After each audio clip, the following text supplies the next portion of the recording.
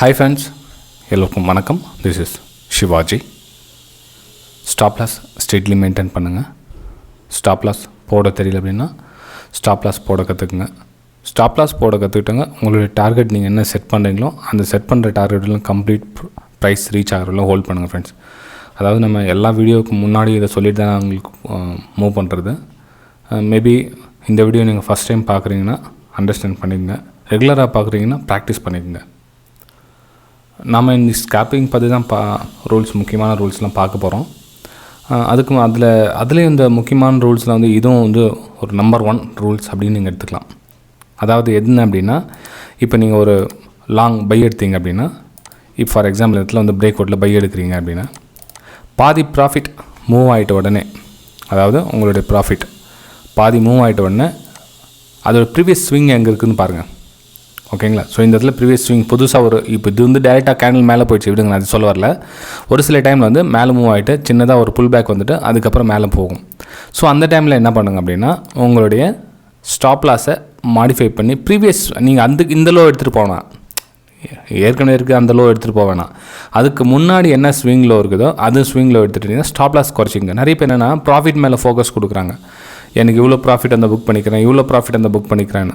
Profit வந்து market மேலே விடுங்க ஃப்ரெண்ட், தயவு செஞ்சு சொல்கிறேன். ப்ராஃபிட் வந்து மார்க்கெட் மேலே விடுங்க, மார்க்கெட் கிட்டே கொடுத்துருங்க ப்ராஃபிட்டை. உங்களுக்கு சொல்கிறது கொஞ்சம் அண்டர்ஸ்டாண்ட் பண்ணிங்க. நீங்கள் உங்களுடைய ஃபோக்கஸ் எல்லாம் வந்து உங்களுடைய ஸ்டாப் லாஸ் மேலே இருக்கட்டும். அதாவது ஸ்டாப் லாஸை குறைச்சிக்கணும். மெயின் வந்து ஸ்டாப் லாஸை குறைச்சிக்கிற வேலை. உங்களுடைய வேலையே என்னென்னா, எனக்கு இந்த டேயில் எவ்வளோ ஸ்டாப் லாஸ் இருக்கும், ஸோ ப்ராஃபிட் சைடு மூவ் ஆகிடுச்சா ஸ்டாப் லாஸ் குறைச்சிக்கங்க. இது வந்து நம்பர் 1 ஸ்கேல்பிங்க்கு. இது வந்து முக்கியமான ஒரு ரூல். ப்ராஃபிட் சைடு மூவ் பாதி ப்ராஃபிட் போயிடுச்சா, பாதிக்கும் மேலே முக்கால்வாசி 60% 70% ப்ராஃபிட் சைடு மூவ் ஆகிடுச்சா உங்களுடைய வேலை என்னென்னா ஸ்டாப் லாஸை குறைச்சிக்கங்க.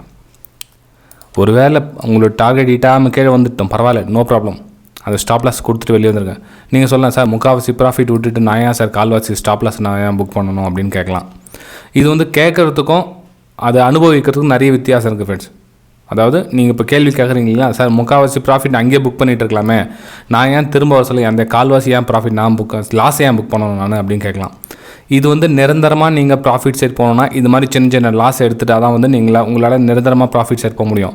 நீங்கள் நினைக்கிற மாதிரி இந்த முக்கால்வாசி ப்ராஃபிட் புக் பண்ணிகிட்டு இருக்கலாமே, வந்துட்டு இருக்கலாமே, போயிருக்கலாமே அப்படிலாம் வந்து கிடையாது. ரியாலிட்டி புரிஞ்சுங்க, மார்க்கெட்டோட ரியாலிட்டி புரிஞ்சுங்க. உங்களுடைய டார்கெட் நீங்கள் என்ன ஃபுல் ஃபிக்ஸ் பண்ணிங்களோ அந்த ஃபுல் டார்கெட் போகிற வரல வெயிட் பண்ணி தான் ஆகணும். எனக்கு பாதி டார்கெட்டில் போதும், எனக்கு அப்போயே வந்துட்டு இருக்கலாமே, ப்ராஃபிட்டில் காமிச்சிருந்துச்சு அப்போவே நான் வந்துட்டு இருக்கலாமே அப்படிலாம் வந்து நோ எக்ஸ்கியூஸ். ஓகே, ஸோ இது வந்து நம்பர் 1 ரூல் ஃப்ரெண்ட்ஸ். சரி, 2வது ரூல் என்ன அப்படி சொல்லிட்டு போகிறீங்க முக்கியமாக அப்படின்னா, 2வது ரூல் சொல்லிட்டு போகிறீங்கன்னு கேட்கலாம். Don't give up. தயவு செஞ்சு பாதியில் விட்டுறாதீங்க. பாதியில் விட்டுறாதீங்கன்னா என்ன அப்படின்னா, ஒரு முயற்சி பண்ணி ஏதாச்சும் பண்ணிக்கிட்டே இருப்பாங்க. பண்ணிக்கிட்டே சொல்ல என்னென்னா, அது வந்து அவங்களுக்கு என்ன சொல்லுது, அது ஒரு பலன் கொடுக்காத மாதிரி தெரியும். ஏதாச்சும் ஒரு ஸ்ட்ராட்டஜி பற்றி ஒரு ட்ரை பண்ணிகிட்டு இருக்காங்கன்னா அது ஸ்டாப் லாஸ் கண்டினியூ வந்துச்சு. எக்ஸாம்பிள் வச்சுக்கலாம்ல, இப்போ வந்து ஸ்டாப் லாஸ் வந்து கண்டினியூ அதில் அடிக்குது. ஃபஸ்ட்டு டைட்டில் வந்து ஸ்டாப் லாஸ் ஹிட் ஆகிடுச்சு, 2வது டைட் ஸ்டாப் லாஸ் ஹிட் ஆகிடுச்சு, 3வது டைட் ஸ்டாப் லாஸ் ஹிட் ஆகிடுச்சுன்னு. ஆக்சுவலாக வந்து இந்த ஸ்ட்ராட்டஜியில் வந்து கிட்டத்தட்ட அவங்க ஒரு வருஷம் வந்து அவங்க கஷ்டப்பட்டுருப்பாங்க. 1 வருஷமோ 6 மாதமோ 3 மாதம் ஏதோ ரொம்ப லாங் டைமாக அந்த ஸ்ட்ராட்டஜி வந்து பேக் டெஸ்ட்டோ இல்லை ஏதோ ரெகுலராக பண்ணிகிட்டே இருப்பாங்க. சடனாக ஒரு 3 நாள் தொடர்ந்து ஸ்டாப் லாஸ் ஹிட் ஆகணுன்னு அது வந்து கிவ் அப் பண்ணிக்குவாங்க. தயவு செஞ்சு அது மாதிரி பண்ணாதீங்க ஃப்ரெண்ட்ஸ். இந்த ஸ்ட்ராட்டஜின்னு இல்லை, நீங்கள் எந்த ஸ்ட்ராட்டஜி இருந்தாலும் கண்டினியூவாக 3 டைம் ஸ்டாப் லாஸ் வந்து ஏதாச்சும் ஒரு நாள் ஆகவே ஆகும். அதை தவிர்க்கவே முடியாது. பாதியிலே விட்டுருது அப்படின்னு இன்னொரு அர்த்தம் இருக்குது. என்ன அப்படின்னா, எனக்கு என்ன பண்ணாலும் ப்ராஃபிட்டே வரமாட்டேங்குது, நான் என்ன பண்ணாலும் ப்ராஃபிட் வரமாட்டேன், லாஸ் தான் ஆகுது அப்படின்வாங்க. கொஞ்சம் லாஜிக்காக புரிஞ்சுங்க. மார்க்கெட் உங்களுக்கு லாஸ் கொடுக்கல, அது நல்ல உத்து கவனிங்க. மார்க்கெட் வந்து உங்கள் மேலே லாஸை திணிக்கலை, நீங்களாக விருப்பப்பட்டு தான் லாஸ் ஏற்றுக்கிறீங்க. ஃப்ரெண்ட்ஸ் நல்லா புரிஞ்சுங்க. உங்களுடைய லாஸ் ஆகிறதுக்கான முக்கிய காரணம் வந்து நீங்கள் தான். முழுக்க நீங்கள் தான். மார்க்கெட்டுக்கு மேலே பழி போடாதீங்க. மார்க்கெட் லாஸ் பண்ணிடுச்சு, மார்க்கெட்டு சூதாட்டம், அது என்ன தான் பண்ண லாஸ் கொடுக்குது அப்படின்றதுலாம் கிடையவே கிடையாது. முழுக்க நீங்கள் தான் பொறுப்பு.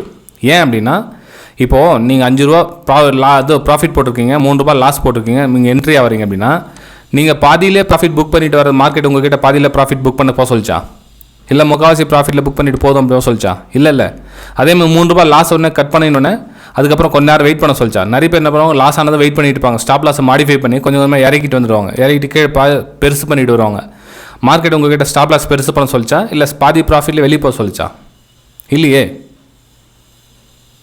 ஸோ நீங்கள் ஏன் கிவ் அப் பண்ணணும்? தப்பு உங்கள் மேலே இருந்ததுன்னா சரி பண்ணிக்கங்க. சரி பண்ணிக்க முடியல அப்படின்னா நியூட்ரல் பண்ணிங்க. ஓகேங்களா? ஸோ இது முக்கியமான காரணம். மார்க்கெட்டில் வந்து குவைட் பண்ணிக்க. உங்களுடைய உழைப்பு, கடினமான உழைப்புக்கு வந்து கண்டிப்பாக வந்து ஒரு நாள் இல்லைனா ஒரு நாள் பலன் இருக்குது.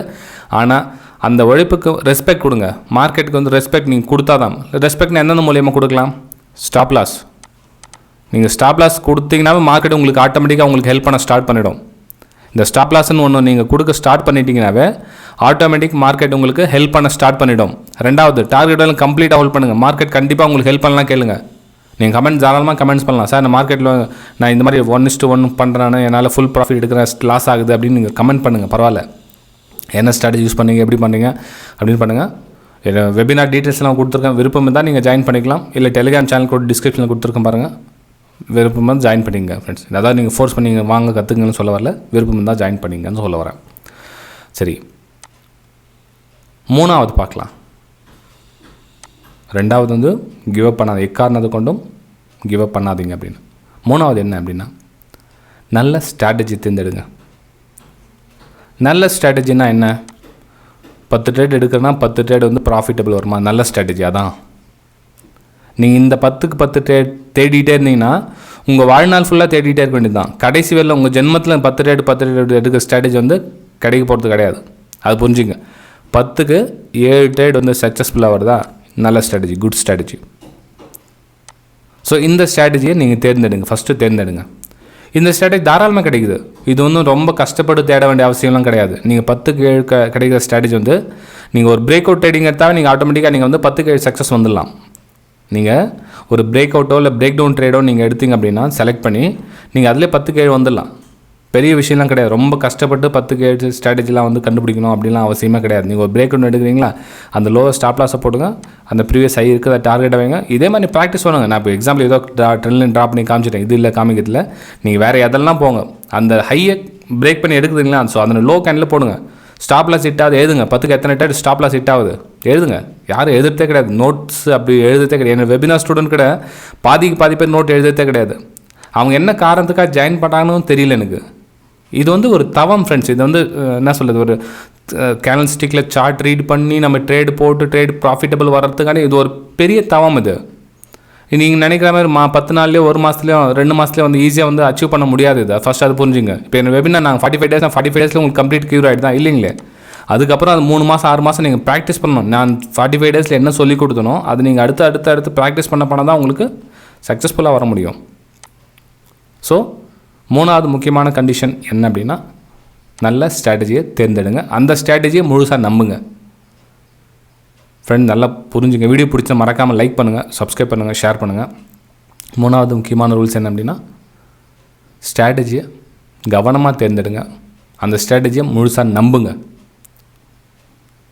நாலாவது என்ன சார் அது? Small account. வெறும் 5000 ரூபாய் போதும் கேட்குறாங்க. முன்னேற்று டெய்லி தான் கேட்குறாங்க. சார், நான் ஸ்டாக் மார்க்கெட்டுக்கு புதுசாக வந்திருக்கேன், இப்போ தான் நான் இனிஷியல் ஸ்டேஜில் எவ்வளோ வேணும், நான் வேலைக்கு போகல, ரொம்ப கஷ்டத்தில் இருக்கிறேன், ஒரு 10,000 ரூபாய் கடன் வாங்கி வந்து பண்ணலான்னு இருக்கிறேன், இல்லை ஒரு 50,000 ரூபாய் போதுமா சார், இல்லை 1 லட்ச ரூபா போதுமா சார், இல்லை 5 லட்ச ரூபா போதுமா, இல்லை 10 லட்சம் போதுமா, இல்லை 10,000 போதுமா, இது மாதிரிலாம் கேட்பாங்க. இனிஷியல் ஸ்டேஜில் நீங்கள் இருந்தீங்கன்னா இந்த பணமே தேவை கிடையாது. ஃபஸ்ட்டு அது புரிஞ்சுங்க. நீங்கள் 5,000 இல்லை, 50,000 இல்லை, 5 லட்சம் இல்லை, இனிஷியல் ஸ்டேஜிங்னா எதுவுமே தேவையில்லை. மார்க்கெட்டில் நீங்கள் ரெடி பண்ணுற ஃபுல்லாக ஸ்டடி பண்ணி கம்ப்ளீட் ரெடி ஆகிறதுக்கு உங்களுக்கு 6 மாதத்துல 1 வருஷம் ஆகிடும். உங்கள்கிட்ட பணம் இல்லை அப்படின்னு நீங்கள் நினச்சிங்கன்னா யூ ஆர் லக்கி பர்சன். நீங்கள் உண்மையிலே லக்கி பர்சன். புரிஞ்சுங்க. உங்கள்கிட்ட பணம் இல்லை, இப்போ ஸ்டாக் மார்க்கெட் புதுசாக வரேன் அப்படின்றவங்க, என்கிட்ட பணம் இல்லை சார், நான் இப்போ மார்க்கெட் இப்போ தான் புதுசாக வந்திருக்கேன் அப்படின்னு நினைக்கிறேங்க, you are a lucky person. உண்மையிலே நீங்கள் அதிர்ஷ்டசாலிகள். சப்போஸ் நீங்கள் பணம் போட்டு தான் ட்ரேட் பண்ணணும்னா அந்த பணத்தை கொடுத்து யார்கிட்ட கற்றுக்குங்க. மேபி 10,000 இருக்கட்டும், இல்லை 20,000 இருக்கட்டும், 5,000, 10 எவ்வளோனா இருக்கட்டும். உங்கள் அமௌண்ட்டுக்கு ஏற்ற மாதிரி யார் உங்களுக்கு சொல்லிக் கொடுக்குறாங்க, நல்லா சொல்லித்தராங்க, உங்களுக்கு பிலீவ் சிஸ்டம் இருக்குதோ அந்த பணத்தை அவங்கக்கிட்ட கொடுத்து கற்றுக்குங்க, நாலேஜ் கெயின் பண்ணிங்க. நீங்கள் அந்த பணத்தை மார்க்கெட்டில் லாஸ் பண்ணிக்கிட்டால் உங்களுக்கு எதுவும் கிடைக்க போகிறது கிடையாது. அதாவது நான் சொல்கிறது நல்லா புரிஞ்சுங்க. உங்கள்கிட்ட இருக்க பணத்தை அக்கௌண்ட் ஹேண்டிங் பண்ணுறாங்கன்னு சொல்லிட்டு அவங்ககிட்ட கொடுத்து ஏமாந்துறதோ, இல்லை டிப்ஸு கால்ஸ் கொடுக்குறாங்கன்னு கொடுத்து அவங்ககிட்ட ஷார்ட்கட்டில் பணம் சம்பாதிக்கன்னு கொடுத்து ஏமாறுறதோ, இல்லை வேறு விதமாக ஒரு சில இதில் ஏமாற்றுவாங்க. அதாவது இது மாதிரி பண்ணி கொடுத்துறேன், உங்கள் பணத்தை டபுள் பண்ணி கொடுத்துறேன், ட்ரிபிள் பண்ணி கொடுத்துறேன், மாதம் 3% கொடுத்துறேன், மாதம் 5% கொடுத்துறேன், இந்த மேஜிக் வேர்ட்ஸ்லாம் யூஸ் பண்ணுவாங்க.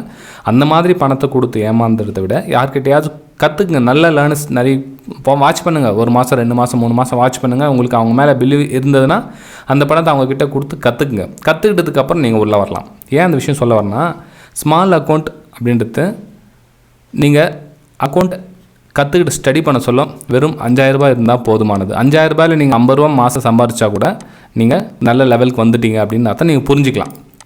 ஓகேங்களா? ஸோ அதை விட்டுட்டு நான் எனக்கு ஃபுல்லாக நான் பணம் சம்பாதிக்கணும், எனக்கு பெரிய அமௌண்ட் இருந்தால் தான் பணம் சம்பாதிக்க முடியும் போல்றது அப்படின்னு நீங்களாக கற்பனையை வளர்த்துக்காதீங்க.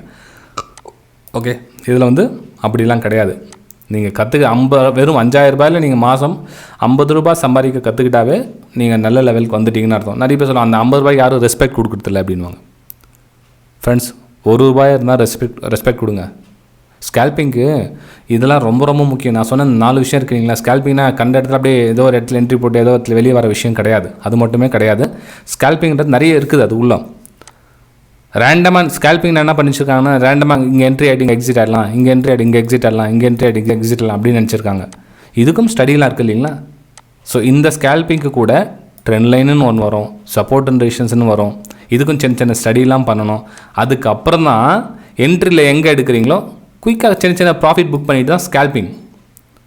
நீங்கள் ரேண்டமாக போய்ட்டு இதுக்கு மேலே போனால் பை, இதுக்கு கீழே வந்த சேல், ஏதோ ஒரு கேனில் போட்டுட்டு அதுக்கு மேலே போனால் கீழே, அது கீழே வந்த சேல் அப்படின்னா அது பேர் ஸ்கேல்பிங் கிடையாது. ஸ்கேல்பிங் எஃபர்ட் இருக்குது, சப்போர்ட் அண்ட் ரெசிஸ்டன்ஸ் இருக்குது, டிமாண்ட்ஸ் அண்ட் சப்ளை ஜோன் இருக்குது, என்ட்ரி எங்கே எக்ஸிட் எங்கே எதுவரெல்லாம் போகும் அப்படின்றத ப்ரெடிக்ஷன் பண்ணணும். ஓரளவுக்கு அது நான் ரொம்ப ஃபுல்லாக வரலனா கூட ஓரளவுக்கு அது ப்ரெடிக்ஷன் பண்ண கற்றுக்கிட்டால் தான் ஸ்கேல்பிங் கூட வரும். நான் சொன்ன இந்த முக்கியமான 4 ரூல்ஸ் நீங்கள் தெரிஞ்சிட்டதுக்கு அப்புறம் நீங்கள் உள்ளே வந்தீங்கன்னா பெட்டராக இருக்கும். அப்புறம் இன்னும் 5வது ரூல்ஸ்னு வேணுமா சேர்த்துங்க, வேணான்னு சொல்ல வரல. எது அப்படின்னா, தயவு செஞ்சு ஆப்ஷன் பையிங் போகாதீங்க. நீங்கள் ஆரம்ப கட்டத்தில் இருந்தீங்க. ஏன்னா அது ஒரு மேக்னெட் மாதிரி. இப்போ மார்க்கெட்டில் புதுசாக வரவங்களை கவர்ந்து இழுக்கும். கால் ஆப்ஷன், புட் ஆப்ஷன்ற விஷயம் மார்க்கெட்டில் கவர்ந்து இருக்கும். இதை பற்றி உங்களுக்கு இந்த வீடியோஸ் லைக்ஸ் அதிகமாக வந்துச்சுன்னா இந்த கால் ஆப்ஷன், புட் ஆப்ஷன் பற்றி நெக்ஸ்ட் வீடியோ போடுறேன் ஃப்ரெண்ட்ஸ். மேக்ஸிமம் லைக்ஸ் இந்த வீடியோக்கு எதிர்பார்க்குறேன். இந்த வீடியோ உங்களுக்கு எந்த அளவுக்கு பிடிச்சிருந்தது அப்படின்னா கமெண்ட்ஸும் சொல்லி நீங்கள் லைக் பண்ணலாம். இல்லை ஒன்லி லைக் பண்ணிவிட்டு உங்களால் கமெண்ட்ஸ் பண்ண முடியலன்னா லைக் பண்ணியும் உங்களுடைய மோட்டிவேஷன் தெரிவிக்கலாம். இந்த வீடியோ லைக்ஸ் எந்த அளவுக்கு வருதோ கால் ஆப்ஷன், புட் ஆப்ஷன் மார்க்கெட்டுக்கு புதுசாக வர ஆப்ஷன் பையர்ஸ்க்கு வீடியோ ரெடி பண்ணலான்னு இருக்கிறேன். நம்ம அடுத்த வீடியோ சந்திக்கலாம் ஃப்ரெண்ட்ஸ். ஏன்னா ரியாலிட்டி பற்றி பேச யாருக்கும் பிடிக்கிறதில்ல. சும்மா மேஜிக் வேர்ட்ஸ் பேசலாம், நிறைய பேர் லைக்ஸும் பண்ணுவாங்க. ஸோ இதுக்கு எத்தனை பேர் லைக்ஸ் பண்ணுறாங்கன்னு பார்க்கலாம். வீடியோவில் டிஸ்கிரிப்ஷன் கீழே கொடுத்துருக்க பாருங்கள், என்னோடய டெலிகிராம் சேனல் கொடுத்துருக்க பாருங்கள். விருப்பம் இருந்தால் நீங்கள் ஜாயின் பண்ணிக்கலாம். லைவ் மார்க்கெட்டில் என்னுடைய பை அல்லது சேல் வியூஸ் போஸ்ட் பண்ணிட்டு எஜுகேஷன் பர்பஸ்க்காக. இன்னொன்று ப்ரைம் டெலிகிராம் சேனல் இருக்கும், அது என்னோடய வெபினார் ஸ்டூடெண்ட்ஸ்க்காக. வெபினார் டீட்டெயில்ஸ் ஏன்னா சப்போஸ் உங்களுக்கு கற்றுக்கணும் அப்படின்னு விருப்பம் இருந்ததுன்னா வாட்ஸ்அப் நம்பருக்கு டிஸ்கிரிப்ஷனில் கொடுத்துருக்கேன் பாருங்கள். அதுக்கு இப்போ வெபினார் எப்படி இருக்கும் என்னோட அப்படின்னு வீடியோ இருக்கும் பாருங்கள் டிஸ்கிரிப்ஷனில். எல்லாம் பார்த்துட்டு நீங்கள் வீடியோ பிடிச்சிருந்தால் லைக் பண்ணலாம். Okay, bye friends. நம்ம அடுத்த வீடியோ சந்திக்கலாம்.